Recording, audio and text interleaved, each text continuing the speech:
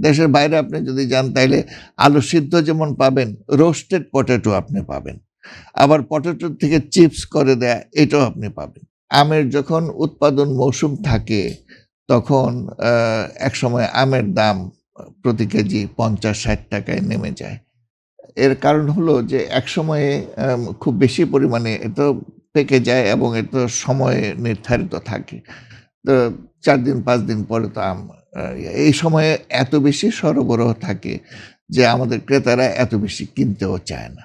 তখন ক্ষতি হয়। এখন যদি প্রক্রিয়াকরণটা হয় তাহলে এটা আমরা ধরে রাখা যায়।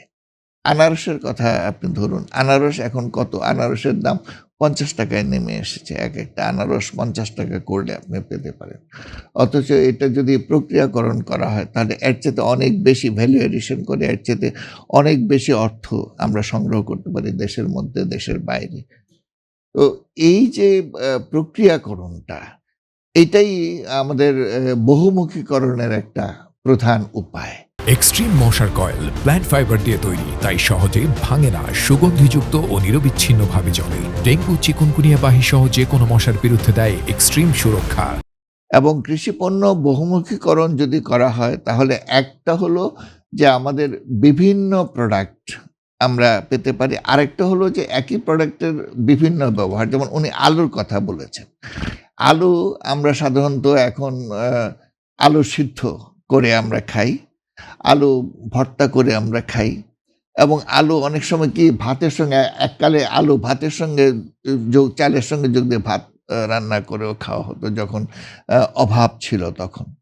এখন দেশের বাইরে কি হয়? দেশের বাইরে আপনি যদি যান তাইলে আলু সিদ্ধ যেমন পাবেন, রোস্টেড পটেটো আপনি পাবেন।